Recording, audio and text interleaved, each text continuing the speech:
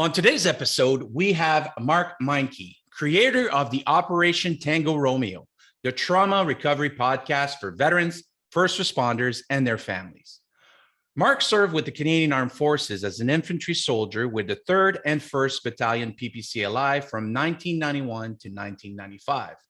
He was deployed as a United Nations Peacekeeper to Croatia in 1994, where he suffered a post-traumatic stress injury. Since his release in 1995, Mark has volunteered as an Adult Literacy Tutor, a Respite worker for the mentally disabled, and a Peer Support Facilitator for veterans and first responders. Today, he continues to serve others as the host of Operation Tango Romeo, which has become what is perhaps the largest veteran-hosted PTSD recovery podcast in the world. He also is the author of the book, Why Not Me? The Keys to Unlock Your Power and Release Your Potential. We're pleased to have him with us here today on the Battle Plan podcast. Mark, welcome to the show. Hey, that's a great intro. Thanks for plugging the book. Appreciate it. I did my research, Mark. I should start doing that more often, I think. I think so, brother. Maybe even sell a couple copies. That is awesome. So, Mark, thank you so much for being on the episode today. I'm going to start with this: the largest veteran-hosted podcast in the world. That is amazing. So, but the question I have with this is, what made you want to take on trauma recovery and doing it on a podcast of all things? Well, I already had the Meincke Show podcast, and the start of that, the genesis of it, was more for marketing because I was a realtor at the time. So my idea was, I'm going to interview a bunch of all these local businesses, and I immediately strayed into, I want to highlight all these different charities, and that was just sort of natural for me to bring all these different community organizations and charities and give them a voice and talk to them and see what they're up to. So it was sort of a natural pull to go in that direction anyway. And as we were doing peer support groups, because I was facilitating them at the time, one of the guys, he's from South Africa, so he doesn't have access to VAC. He doesn't have any of the resources that we do.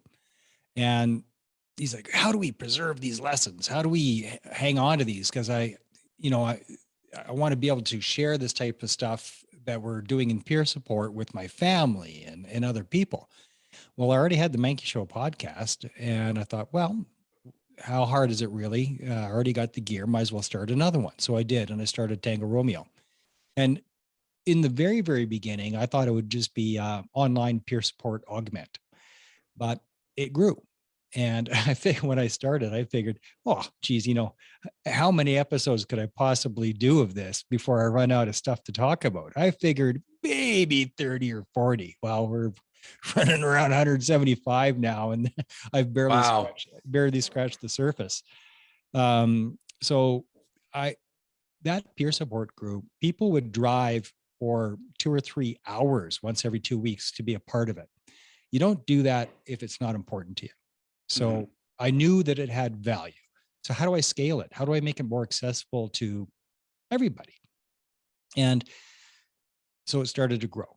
And one of the things I kept saying to other veterans organizations is like, hey, if you had a resources tab on your website, that'd be so great because nobody knows where to go. There's no one-stop shop anywhere. And I would keep suggesting this to other people, and some folks, they would have some version of a resources tab, and they do it a bit, but it's just a title with a link, and that's all it is. And then the show just became that. It became that place to go for resources. So I'm talking to experts around the world, from every modality that I can find, and there's new modalities.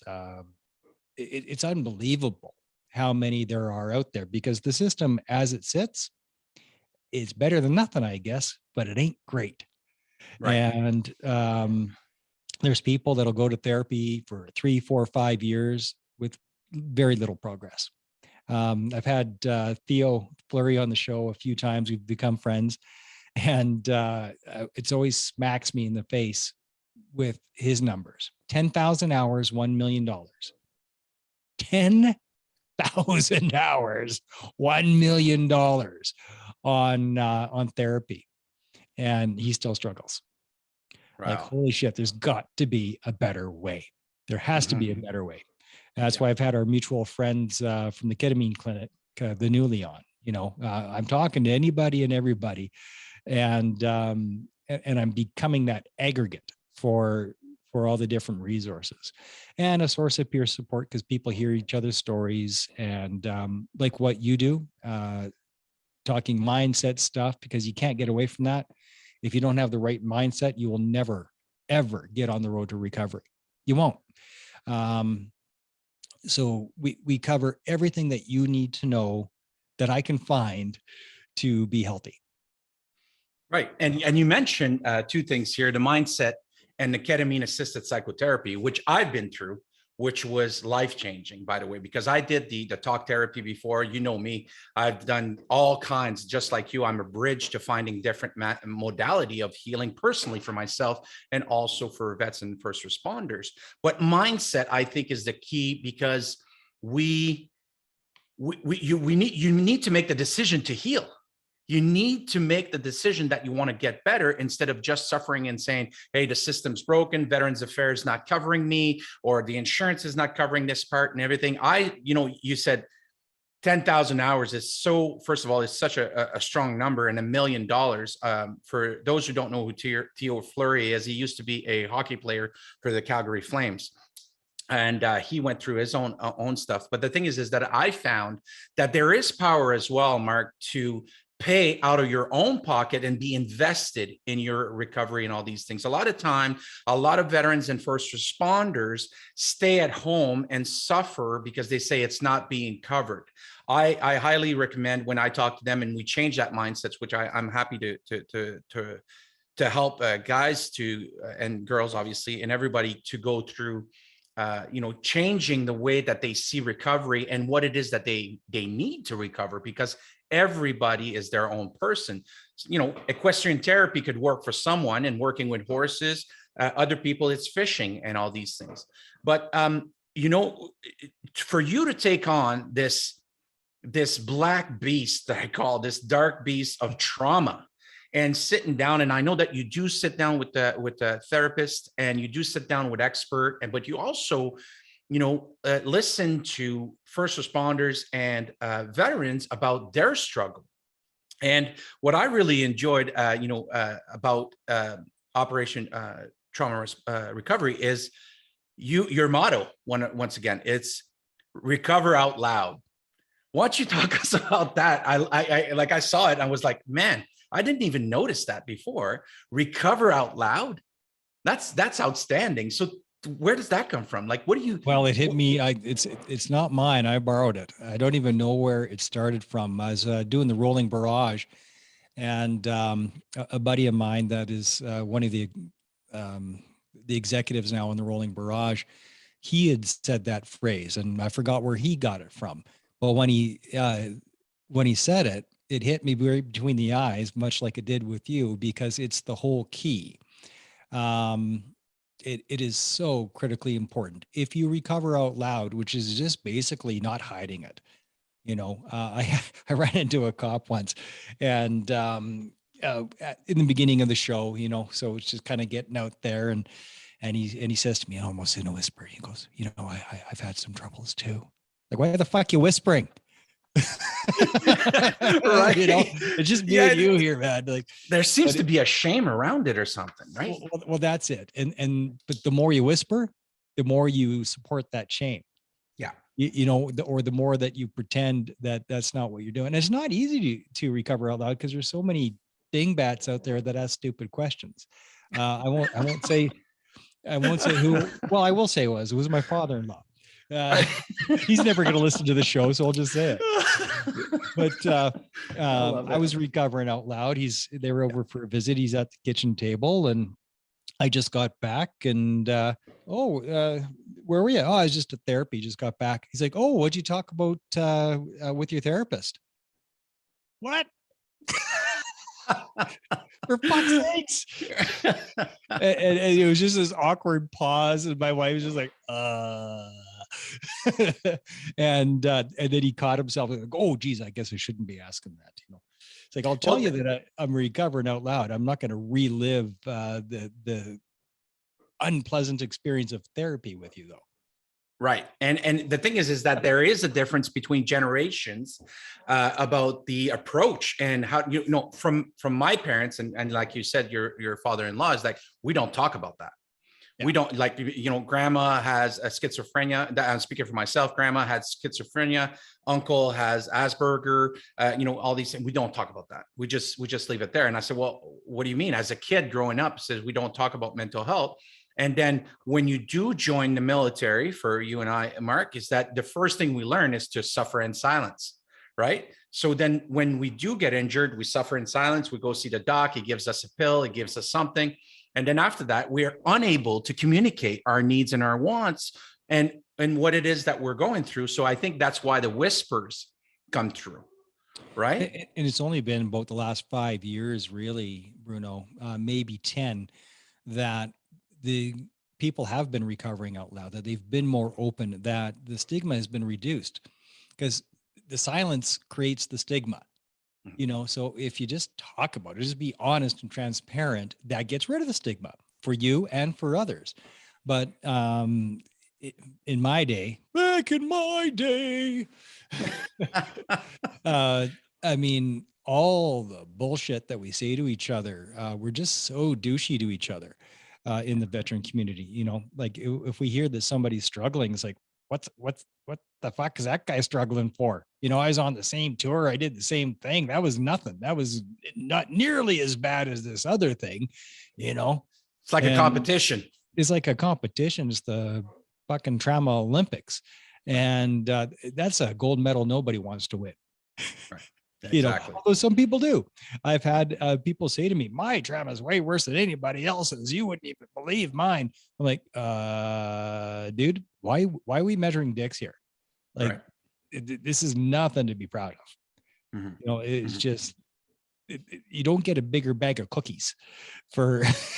Yeah, when you think about it, it doesn't make any sense. And you and I, like we deal on a daily basis with veterans and first responders that are going in that. And I understand that it's kind of like the conditioning that comes out of saying that, man, I went through this and I went through that, which leads me to my next question about, you were deployed to Croatia as a UN peacekeeper.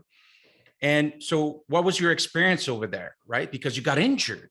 So what, so that people can understand, because there was Croatia, there was Afghanistan, there was Korea before, all the vets, once again, they go through these experiences because we're asked to go and deploy. So for you, what was your experience over in Croatia as a UN peacekeeper? Well, first, everybody always says Bosnia or Sarajevo. Well, Sarajevo is a city.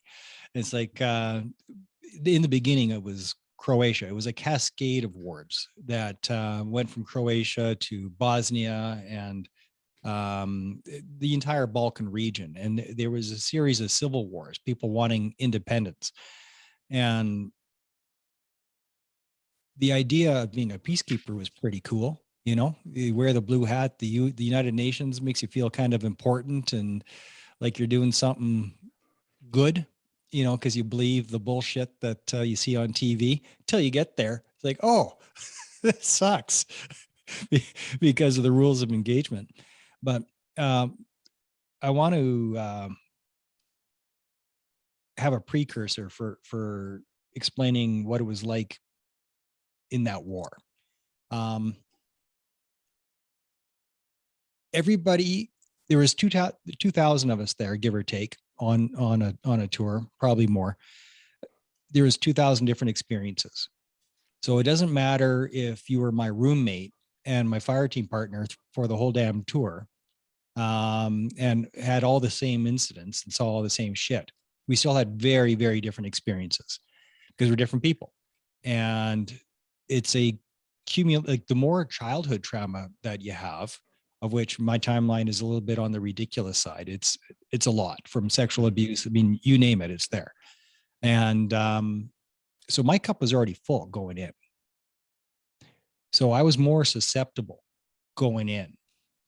And whereas others, their cup wasn't full, so they were less susceptible. And then plus I'm just a shit magnet. I've always have been. So all the crazy stuff always seems to happen to me. And, but PTSD is a injury that's encoded in terror, as has been explained to me by Dr. Jody Carrington. And what that means is that there's the trauma of horror and moral injury. That's not the same as PTSD. There's PTSD with moral injury, but if it's not encoded in terror, like a real near-death experience, like a really hairy deal, of which there was many, then it's not PTSD, it's something else. It's another type of trauma. So, but the super hairy deals, although I never fired a shot, I'm kind of grateful for that because as far as I know, I never took anybody's life. So I'm lucky, as well, a lot of people have, and it haunts them. But it was one of the most heavily landmined areas in the world. As a former engineer, you can appreciate that. And I hit a tripwire was one of the stories. I'm the only guy I know of that actually hit a tripwire without going boom. And at the time when I did hit that tripwire, and it should have gone boom. Like there's no reason that I should have survived it unscathed anyway. But there had already been Tom Anderson that had lost his legs, which reminds me, I got to call him after the show. Got to get him booked. But he had already lost his legs. Another guy, there was another mine strike already. Like there's already incidents, this is a very kinetic area. And here I am hit at a full jog in full battle gear, hitting a tripwire. And the second it hit my shin, I knew exactly what it was. I was like, oh shit. And I also knew I was fucked because I was at a full jog. And by the time I was able to come to a full stop, I'm like, oh God. And, I want to back off the wire, but if there's that landmine, maybe there's some PMA 3s under my feet that I don't know about. So I don't want to move my feet. And yeah, it was just a mess. But anyway, didn't go boom. Turned out to be a dummy wire that some asshole drunken local put on just to fuck with us. But you don't know that in the moment. And it doesn't make it, that realization doesn't make it any better after. So that was one of several very, very hairy incidents. And when that happens, the adrenaline rush can lock the throttle on full, which it did for me. And in addition, there was also the issue of moral injury.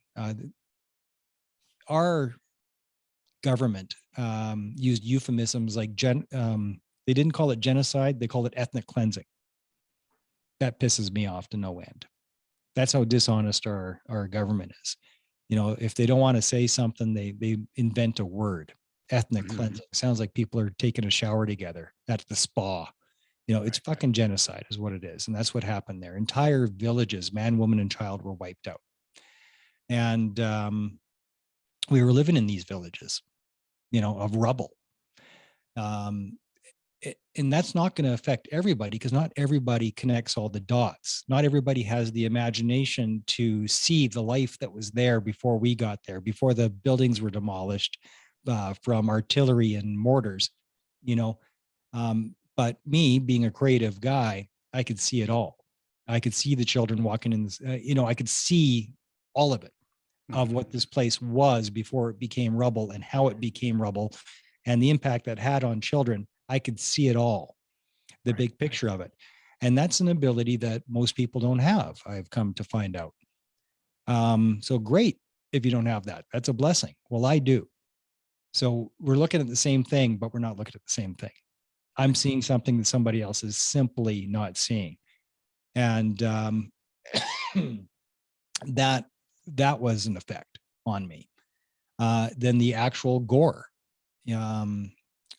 burnt body parts at the landfill site, hands and feet. Like, what the fuck is this about? Why is there hands and feet all over the place?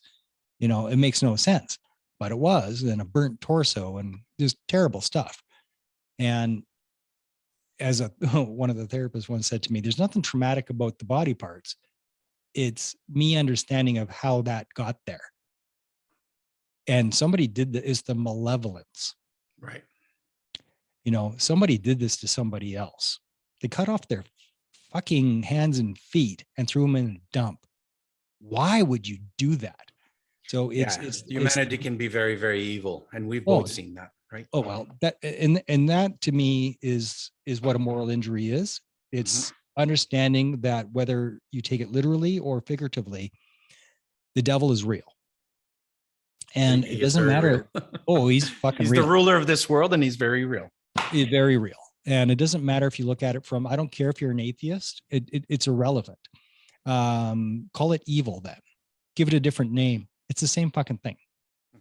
Right? Evil is real. And evil is just an absence of good. It's an absence of love and light. It's a true darkness. And it can hit anybody, including me, including you, anybody. And it has. I've never cut off anybody's limbs for sport, but it doesn't mean I haven't done evil shit, or that that I don't have the capacity for it. Of course I do. Every human being is capable of tremendous evil should they be presented with it. We're seeing it everywhere in the world. We're seeing it with the world leaders right now. We're seeing it in corporations. A lot of people, we tend to think, when we think about Afghanistan, Africa, Croatia, Bosnia, all of these things that went around, and it seems to be at a so distant, it's in a land so far away, because you see it on the news, and we've been desensitized for all this stuff. But when you go into country and you see the atrocities that have been made, you will not be okay, no matter how hard you are, no matter how strong you are, and all these things, because none of it is normal, right? So none of it is okay, because there's a side of us that is the light and a side of us that is the dark. Now, knowing, like Jordan Peterson says this thing, whether you're a fan or not, he says, should we be, pacifist and be at peace? And he said, no, you should be a monster. For men, he's talking about. You should be a monster, and then learn how to control that and live with that every day. Now, a lot of people say, well, why would I become a monster or push it on these things, to that extent? And I said, the way that I take it is that, no, actually, we all have a shadow side that we're capable of. If somebody came at your family or at your kids or at your loved ones, you need that kind of animalistic reaction to be able to defend, unless you're a trained martial artist and you've been Zen booting in the mountains somewhere and you're doing these things. But any other human being, fear will bring the anger will bring the aggression will keep you alive. And so you need to be able to visit that part and accept that part of yourself. But a lot of us do not, unless you've done the work that we've both done and continue to do so, to say, that's a whole part. I'm a whole person. I got a dark side and I got a light side. Now I choose, both you and I choose to live on the light side, but we've seen the dark side. We've experienced it, and we've both done aggressiveness things in our lives and everything as young men and everything, because we're, reaching close to 50. I don't know how old you are, but I am.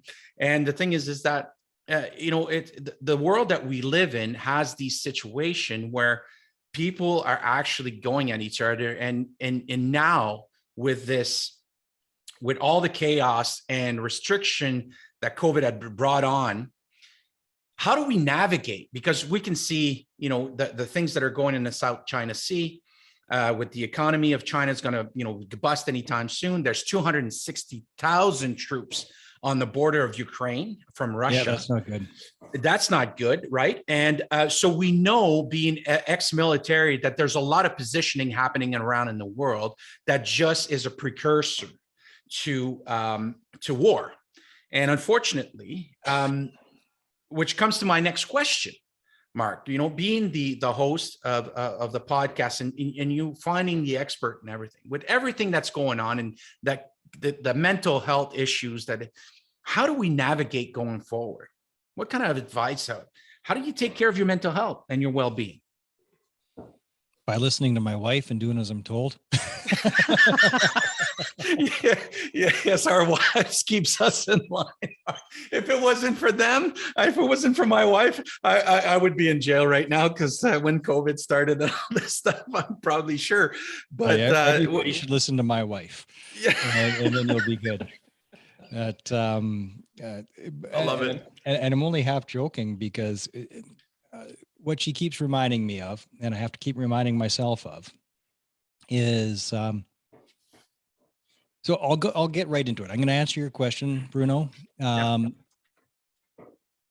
Not from a 30,000 foot perspective, but what I'm actually doing to get through all this shit. Yeah, that's what I want to know. Absolutely. How does Mark navigate going forward in the world that we're living right now? Because I'm wading through the mud like everybody else, right? I don't have all the answers. I'm not skipping down the street in Shangri-La. I'm struggling too, but I'm managing. So the things that have been helping me the most, and the first thing I'm going to say is going to sound so fucking cliche, but it's just true.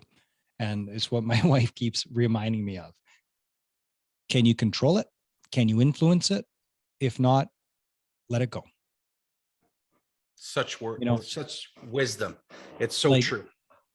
I can't do shit about the troops on the border in Russia. I've got my concerns about China. I can't do shit about that. I believe the Great Reset is actually happening right now, and a global economic collapse is right at the edge. Like it's happening, and it's easier for me to imagine, because I've seen one.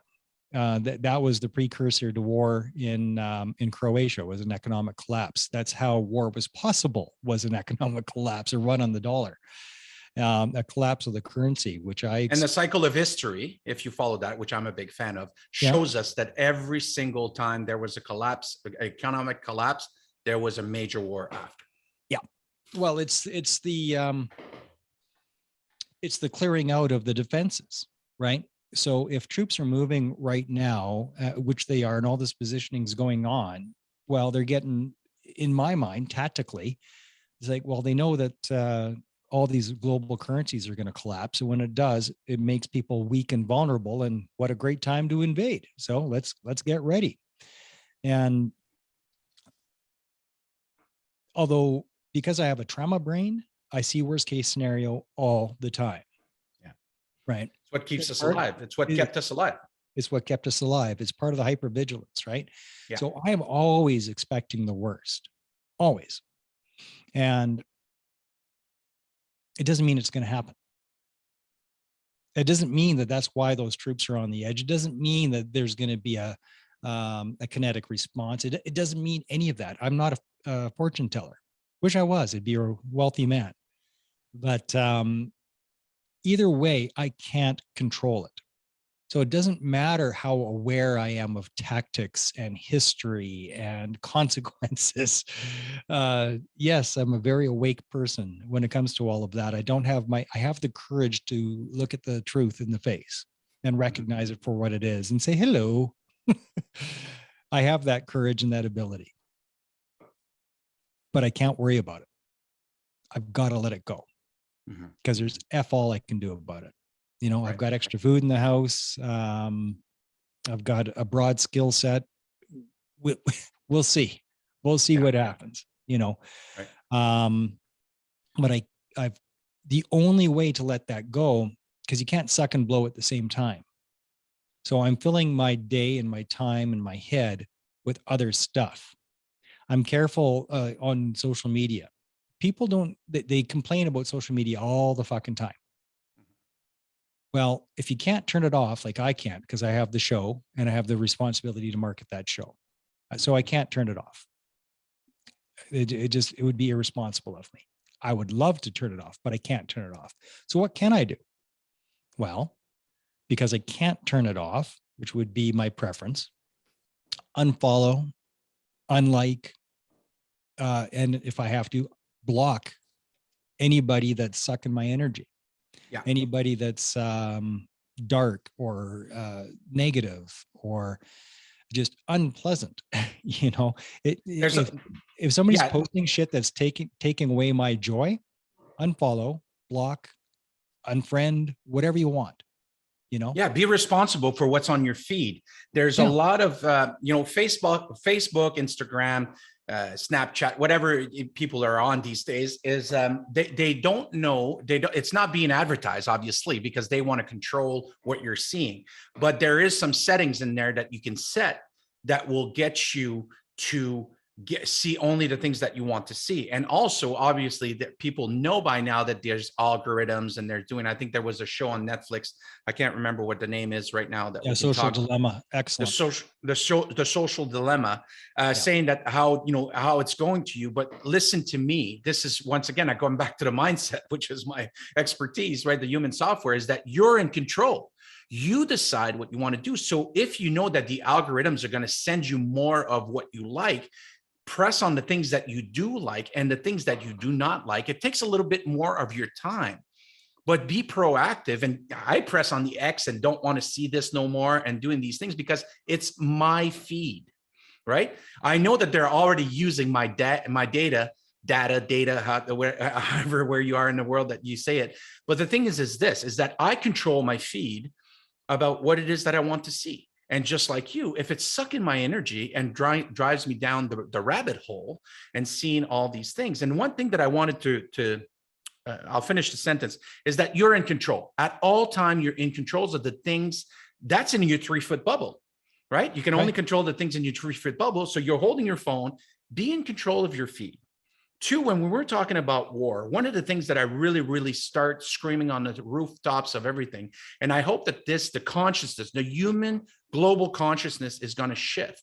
And maybe somebody's going to listen to the podcast and start spreading this around, but I'm going to tell you, war are created by a handful of individuals. It is never the local population. People don't go to war with each other, governments do. Exactly. And young men like you and I and the Chinese and the Russians and everybody sign up because they love where they live. They love their country and all these things, but they don't hate. I never hated any other country in the world, right? I went to Afghanistan. I joined the military in 1999 because I wanted to protect Canada. I wanted to make sure, serve my country, serve something bigger than me. But then when I went to Afghanistan, my eyes got open because I thought the terrorists, right, were from Afghanistan, and we learned that they weren't. They weren't even from Afghanistan. I met the local population who were some of the nicest people I've ever met. Every time we were doing a patrol, they invited us for tea, naan bread, wanted to sit down, share. All they care about is the same thing you care about, which is taking care of your family, have a roof over your head, something to eat, have a good job, have a good life. But it's always the war and the atrocities are always generated by a handful of people. And if you don't believe that, go onto the social media and you can see it's a handful of leaders today that are creating this chaos, right? Where power can expand, it will expand, always has, always will, because of ego. It's the glitch in our human software is the ego. And think of the ego. Although I love the way Eckhart Tolle frames it. He frames it like a beast, like a devil, and that is the best way. And again, it doesn't matter if you're an atheist. This is not a religious concept. It's just a helpful way to frame your ego. It's better than Freudian framing, I believe. Right. But if you look at your ego as a devil that's always trying to trip you up and mess you up and take away from your life. Well, yeah, that's what it is. Think of it as a part of you that's always trying to keep you in the darkness, to keep your vibration low, to keep you away from joy and happiness and love. That's what your ego is and does. So when somebody accumulates power, there is no greater fuel for the ego than power, because the ego wants to be superior. That's where racism comes from. Weak egos, weak people are racist, and because they need to feel better than, more important than, And the thing is, that's everybody. And if you don't believe me, who's your favorite sports team? And which sports team do you hate the most? If you sit and think about that, you're a fucking racist. It's the same. My team is better than your team. Your team is a bunch of assholes and I hate them because it's not my team. It's the same. There's no difference. And if you're going to argue that, you're not thinking. You're not. You know, and once again, when you're bringing in the sports team and everything, which is an innocent thing, right? We've been bred into, especially here in Canada. No, I like, you know what? I think the key word here is hate. I think the key word here is hate, Mark. I think that, the good sportsmanship, because to compete, right? To compete means for us to, the way that I have always understand is that you're going to bring your best and I'm going to bring my best, and we're going to be better at it because we're going to go against each other in a sport. I'm talking about sports or anything that is very, very well. I think that when it comes to hate, even fighters, I'm going to take this example. When fighters are doing their press tour, they are going at each other. You would think that they hate each other. And it's because they put themselves in that mindset to be able to use that drive. Once again, we talked about that earlier, right? To use that aggressiveness to get them to where they need. But most real fighters, humble fighters, will, at the end of the competition, at the end of the fight, they will hug each other and say, thank you very much for showing your best today, or coming in and all these things, right? We agree on that. I think that I agree with your statement in the fact that you did bring the word hate. If you hate something else, I believe that, yes, this leads to racism. It leads to homophobic. It leads to anything that is not, we're equal. Well, the idea of picking a team, including in patriotism, if you pick a team and you say, my team is better than your team, that is the same mindset of racism, that my race is better than your race. It's the same. And for things that are out of your control, you don't control where you were born, but typically where you're born, whatever sports team that is, that's your favorite. You know, I was born in Edmonton, so I'm an Oilers fan. And my wife hates the Flames, even though we're living in the Calgary area. And why? Because there's no logic. That's just where we were born. And the Battle of Alberta, it's a great rivalry. And if it's treated as fun and you don't really mean it, then fine. Yeah. But when you pick a team, any team, and this is the problem with patriotism. And, you know, I mean, who's more patriotic than a soldier? You know, I will never forget being on the parade square in my DEUs at shoulder arms while the national anthem is playing. It's like electricity running through my body. You know, it's an amazing feeling. And especially that line, stand on guard for thee. When I'm literally with a rifle in uniform, standing on guard for thee, you know. It's quite the feeling, by the way. The Pipes and Drums does that to me. Oh, Pipes and Drums, like every time they play, my wife turns to me because she knows it just lights this fire inside of me, right? Well, but this is a psychology that's always been there. Yeah, and it's used. Well, it's conditioning. That's what it is. It's conditioning, and it turns your brain off, right? Because you're going with this feeling of team and tribe, and all you know is that I'm feeling pretty goddamn good about my tribe right now. Yeah. And I feel strong and important and like I matter, you know, especially when you're really looking sharp and you're in your DEUs, you know. I love what you just said. I don't want to interrupt, but you said I matter, which is most people who join, and I'll be speaking for myself. And I know your experience of being a child, like we were both abused and sexually abused and all these things. The thing is that the military is the gatherer of broken people. Oh God, is it ever?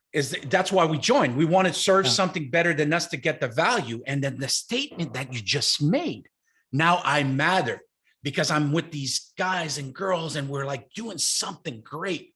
And the conditioning, you accept it hands in. You're drinking the Kool-Aid. Oh, you love the conditioning. Even if you're aware that that's exactly what it is, you're like, fucking love it. And it's the best conditioning in the world, by the way. The best. Nothing comes close to the military conditioning. But it's still a cult. Oh yeah, it is. Totally is. It's funny. Like Now that we're out, we're out and we cleared the smoke and mirrors. Yes, absolutely. It is. Of course. The military is a cult. It is a brainwashing cult. But that's not necessarily a bad thing. No. It's like anything else. How are you using it? Anything can be bad. Anything can be good. But recognizing and accepting that the military is a communist cult, actually.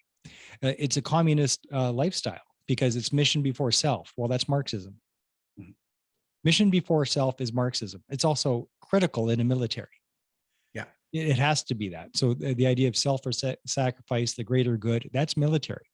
And all the people that are screaming for the greater good right now are most of them are the people that would never serve in the military. They're like, fuck that. I don't want to be told what to do. And it's like, but that's what you're fighting for right now. Yeah.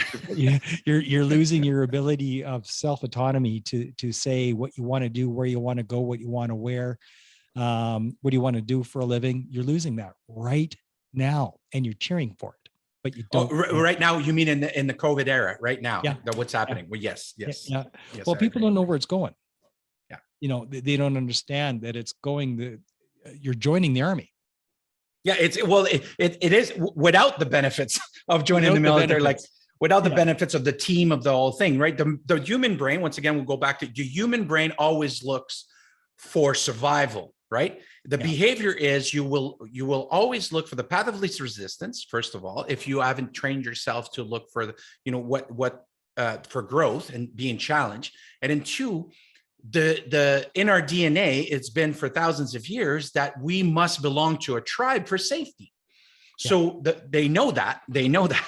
So they set it up and said, hey, if you get vaccinated, you will get this. If you do this, you'll get this. If you get this, and they're constantly moving the goalposts. And people are saying, well, once again, I'm sorry if people out there aren't a big fan of Jordan Peterson, but he was on Joe Rogan and he says, here's what I'm going to do. I'm going to move the goalpost by 2 millimeters until you start complaining and rioting and all these things, then I'll stop.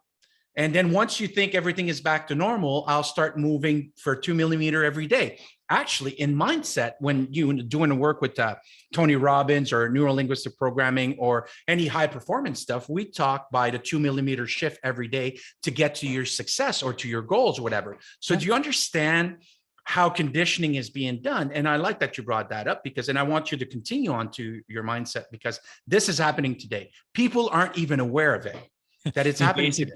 In basic training, you had to earn the right to use the smoking doors. I've never been a smoker, so I didn't give a shit. But the people that were smokers are getting the shakes, like, oh my God, I need a smoke. So they would be compliant as fuck to earn the right to go have a smoke. It's a social credit system.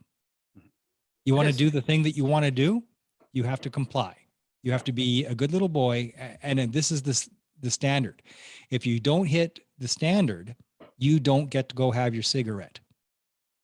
And that's a social credit system in its simplest form. And that is what we're rooting for right now. And it's coming. It's coming. It's not just going to be cigarettes. It's going to be everything. Have you ever seen Demolition Man with Sylvester Stallone and Wesley Snipes and Sandra Bullock? Yeah. The rat burgers. Watch it and watch it again. Because we're already there. Yeah.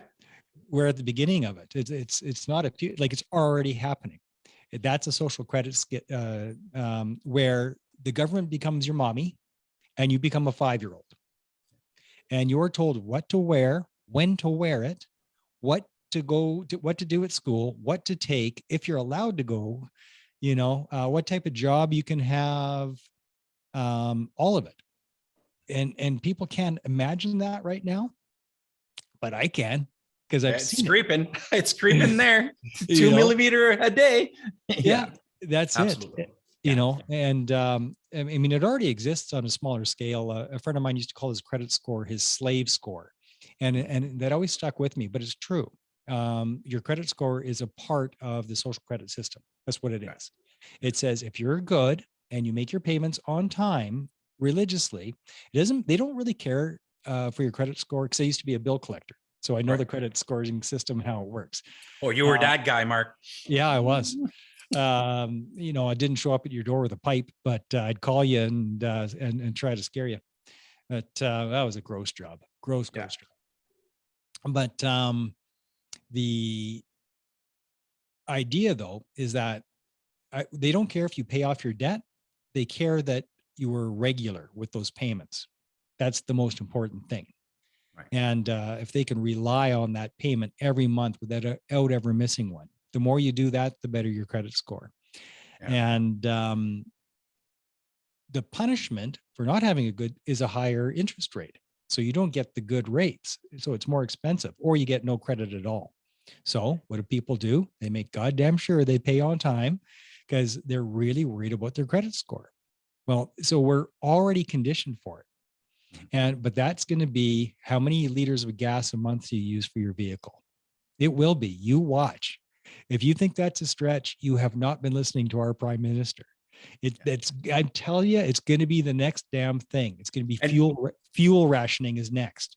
Yeah. And you know what? It happened here in BC because of the flood. So everybody was freaking out already. You could only get 30 liters because the pumps got empty because everybody freaked out, right? When the roads washed out, everybody went to the gas station and started filling out jerry cans and everything. Once again, not thinking about anybody else. If everybody just went and carried on as normal, we would have never ran out of gas. And when we ran out of gas, then the government says you can only get 30 liters a day or 30 liters per pump thing, right? Yeah. So, things are happening. With that being said, right, we can go on every day on. I think everybody's at their own consciousness level to be able to either notice these things or not. We're not. Once again, we are not discriminating on anything or whatever your beliefs are. But to carry on that with everything that you want, what advice do you have for veterans and first responders, and for anybody in that matter? That are struggling today. So thank you for that. And thanks for getting us back on track with how to navigate it. Not what it is, because there's enough shows talking about that. But how to not let it wreck your life. Right. Because I'm seeing it wreck people's lives. They're worried about all the things that we just talked about. And they're worried about it and because and there's just fear. So one of the things that I've been doing, and this might sound a little bit weird, but I've been watching YouTube videos on near-death experiences. And what this has done for me, the guy's name for his YouTube channel is Shaman Oaks.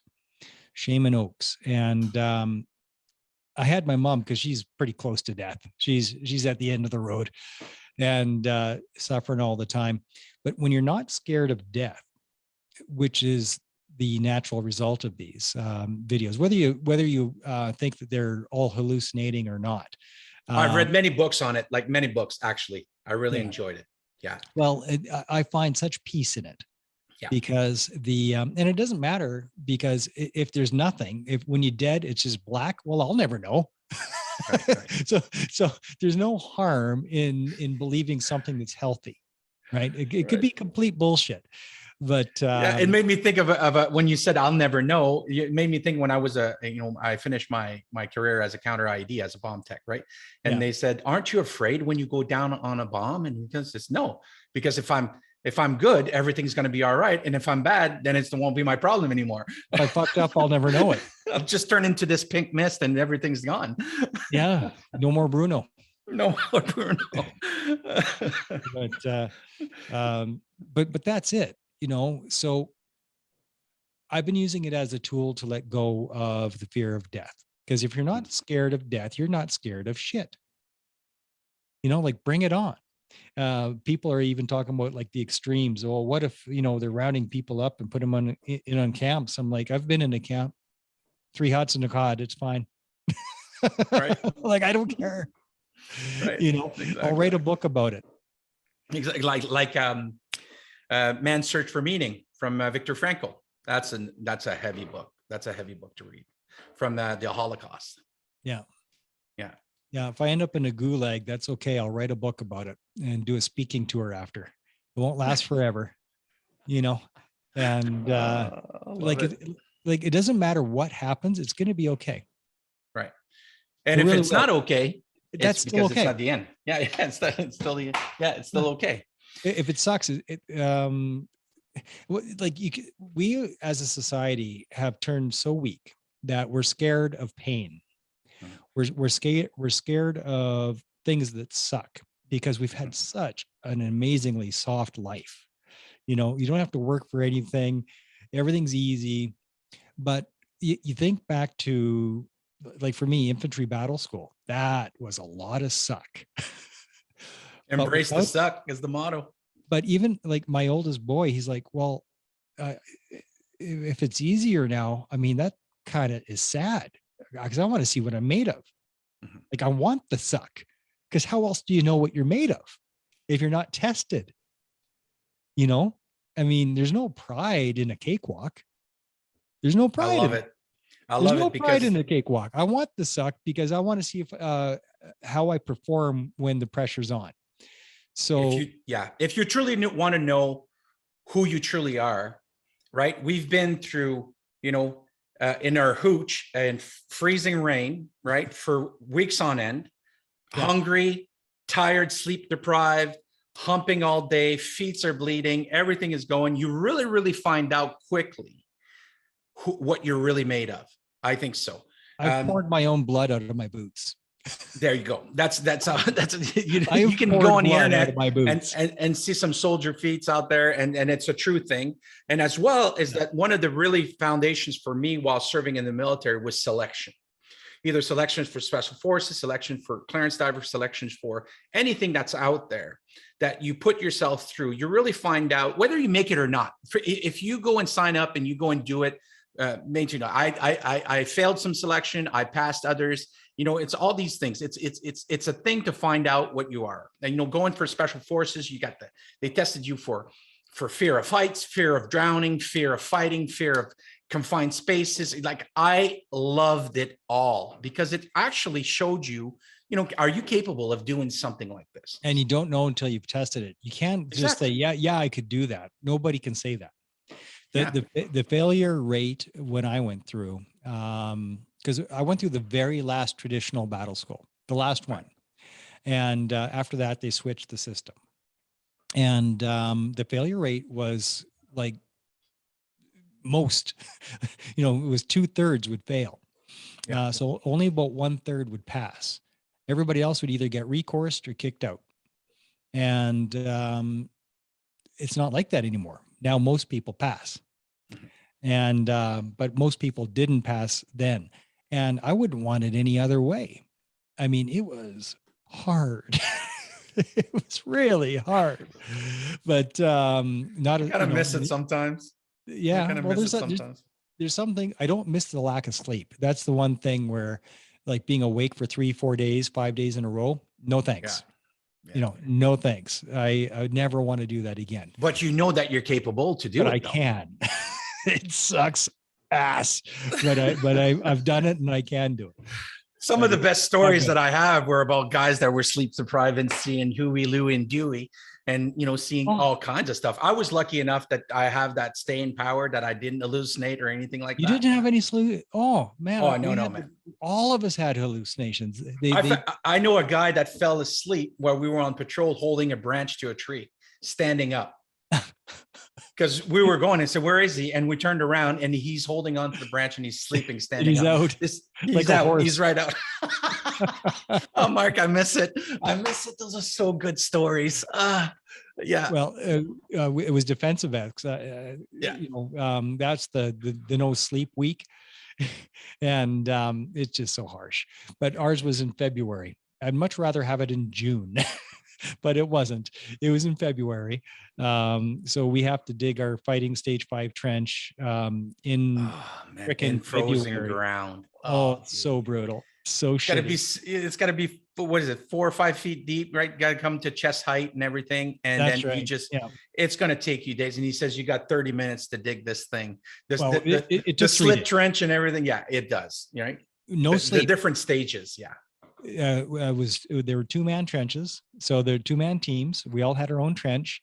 And I thought, well, this isn't going to be so bad. My very first mighty swing with my pickaxe, everything I had, dink. And this little nugget, half the size of a golf ball, went flying. And I went, oh, it was the most demoralizing moment of my life. This little tiny nugget went flying out. And I'm like, oh my God, we're going to be here for a while. Oh, it was so brutal. So man, I could talk about these stories all day. But to come back to, what are vets doing today? Like, I think that you need to work out. You need to have a good, healthy nutrition plan. Seek out the advice of people that have been through it. I love peer support.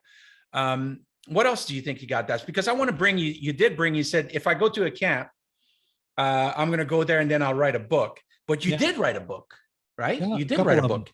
Yeah. So we let's talk about it. So, which is available on Amazon, people. Mark needs to sell this book, and I think that you should go and get it.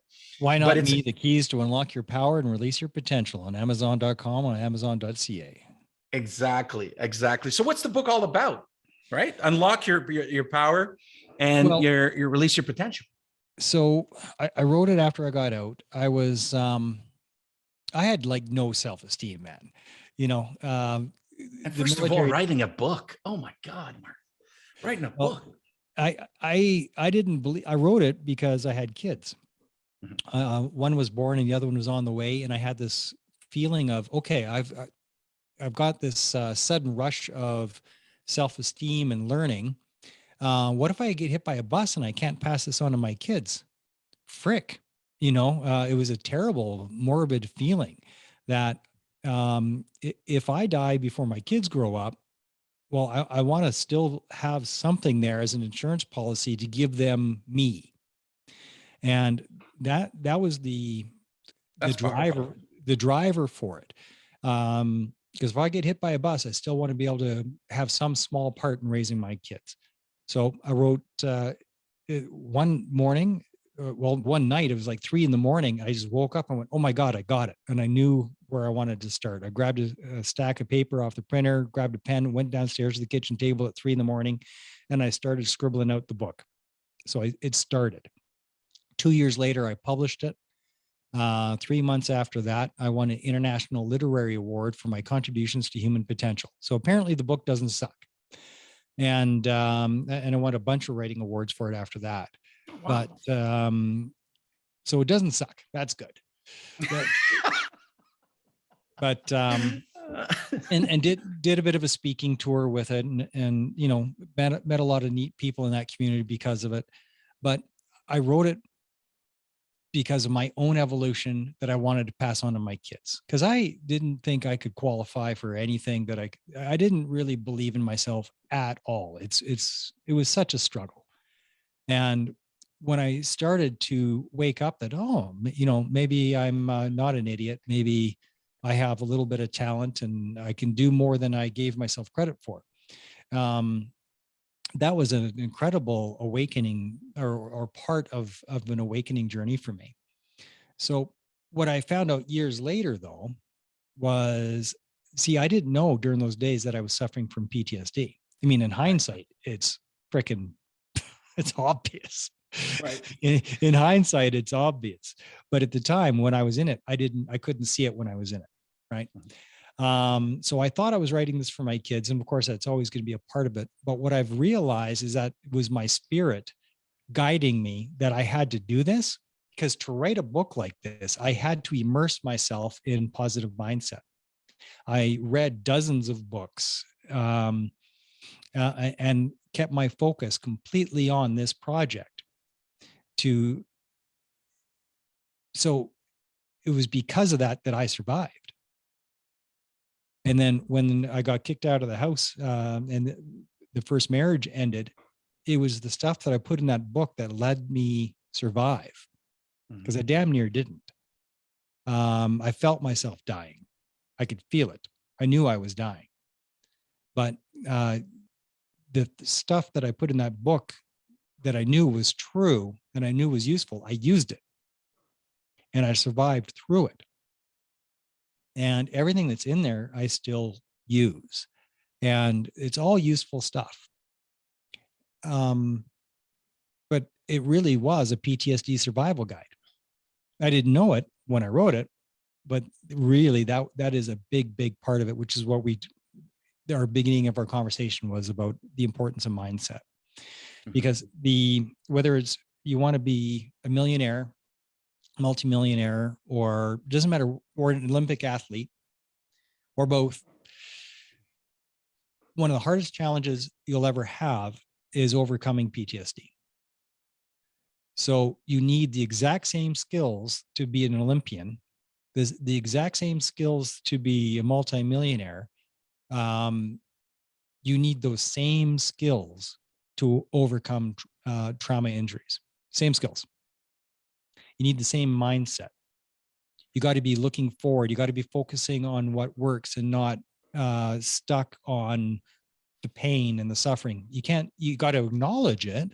You got to acknowledge the injury and how it affects your life and how it affects others. You have to acknowledge it. All of it, and own that shit. But you can't beat yourself up with it and become a victim. You can't. No, actually, I'm amazed by the fact, you once again, you're talking about mindset. But the thing is that you, in a phrase where you say, in a statement where you say, I had zero self-confidence, I was really low in all these things, and I decided to write a book, based on these things, on how to do it. And the title just says it out: the keys to unlock your power and release your potential, at a time where you felt you had no self-confidence. So I believe on that you were using your skills that you learned within the military of embracing the sucks, fighting forward, keeping going forward one step at a time, and all these things. And we now know by, looking at people who've made it out there, including yourself, that people usually, like a phoenix, rise out of the ashes. Great pieces, great movies, great songs, great books, great movements are made out of suffering, right? Not always, but most of the time. If you listen to the Oprahs, if you listen to all of these people that have been through a hard time and come out on the other side with something and say, hey, this is what I've learned, if it serves you doing these things. But that's what you did. I hats off to you, Mark, because that is something amazing that you just did. And it's got, like you were saying, which answers the question we were having before. What would you suggest people to do when they're struggling? Maybe, we know that journaling helps. Maybe writing a book, to write your story. Because here's what I'm going to tell you. For the people that are listening out there, your story needs to be told, right? And I know that you got that little voice in the back of your head saying, who wants to know about my story? But like Mark said earlier, there was 2,000, when he was in Croatia, there was 2,000 different experiences. Here's a little secret. There's 7 billion different experiences on this planet, right? There's 7 billion people on this planet. There's 7 billion ways of seeing this world. We're all different, even though we live at the same time. That's why when I explain how the brain works, right, it either generalize, delete, or distort. Then you understand how people have different filters in doing these things. But for you to take what you went through and having that drive to say, I'm going to write this for my kids, because I'm like, I like your mindset, Mark. I like really where you're coming from. I really appreciate you. That's something like that. But somebody that's going to today, people are going to listen to this and they're going to go and click on that link and buy your book, right? What are they going to get out of that book? You're going to be able to relate to it. When I wrote the book, I was very, very conscious to not make it too heady. Everything is genuine and accessible and real. So the examples that I use, the stories that I use, and it's cumulative. So there's a foundation, a building phase, and the polish at the end. It's broken down into levels. So you can start with the basics, and I was really, really careful about what order it should be in. So there's the foundational part, and if all you ever read is the foundational part, great. But it's an accessible book. I had it so that if you're illiterate, you'll get something out of it. And for those that have read a lot of personal development books. I challenge you to read this one and read it with depth, because you can read it at a surface level and get something out of it. But if you have the ability to see, there is so much treasure in it. There is a depth in this book that I'm pretty sure I don't understand. And that might not make sense, but it's true. It does to me, because it came from your higher self. It did come from the higher self. I channeled the book. Yeah. It wasn't me. The whole thing was flow. As soon as I started using my head, I stopped writing. Mm-hmm. I'm like, nope. And I would scrap it. Nothing in that book. I mean, it came through the Mark filter, but I didn't write the book. I channeled the book. I wiggled the pen and tapped the keyboard, but everything was from source, the whole thing. And that's why I get the feedback that I have. One of the favorite compliments I've had on the book was from somebody that says, I have started and stopped reading probably a dozen different personal development books. I have never finished one until I got yours, and I've read it 4 times. Wow. Oh, wow. Wow. That's awesome. And there's people that have pulled it out of their purse or out of their backpack, and it's got sticky notes on it, and it's indexed and a highlighter. Like, people study the book and they go back to it again and again and again and again. So there's something about it, and where it really seems to resonate with people, and that it's something that they really take to heart and they study. So I'd say it's worth a read. Awesome. I think so. I'm going to get one, because now that you've sold me on it, I'm going to get one, Mark. And obviously I wanted to, I'm going to order it, and I'm going to ask you to sign it when I go and see you in Calgary. So listen, Mark, like I want to appreciate everything that you said today. And it was so depth. I know we can carry on for hours onto this. There is way of healings today. I think that if you are out there and you are struggling, you can either reach out to Mark or to myself, and we'll point you in the right direction. I've tried literally 100 things. I'm a big proponent of healing. I've spent the last year healing personally for myself, and really in depth on all these things. But where can people reach out to you, Mark? Where would be the best place? And give us where they can reach out. And I know that the audience knows that we're going to put in the comment in the description below all your links and everything. But where can they reach out to you? Well, first, and for my own self-preservation, I'm not a crisis line. I have that on my voicemail on my phone. So I'm not a crisis line, and I'm not a PTSD coach. I thought I wanted to be one, but I decided not to. I bring the content, and it's all on the show. But to find the show, and if you'd like to email me, that's cool. OperationTraumaRecovery.org. OperationTraumaRecovery.org is the website with contact information. You can also contact me via Spotify. They got voice messages or whatever. I'm also on Facebook. If you want to see the live video versions of Tango Romeo, it's on the Operation Tango Romeo page on Facebook. That's where the video collection is. I don't really have much of a YouTube channel. It's just one too many things. Mm-hmm. So the video collection is on Facebook. But that's how to get a hold of me and check out the show. And there's a lot of content there. So yes, there is 170 some odd episodes. There's lots to choose from. People will be able to listen to anything that kind of relates to them. And obviously go get the book out there. We'll put the link into the description. Mark, thank you so much for being on the episode today. It was fantastic. You and I have been friends for a bit, and I can't wait to see you in Calgary, be on the show again, because I was on the podcast. I did a podcast a few years back, and I can't wait to see what the future brings for us and what we're going to do. So thank you very much for being on the episode today, guys. This has been the Battle Plan Podcast. We'll see you in the next episode.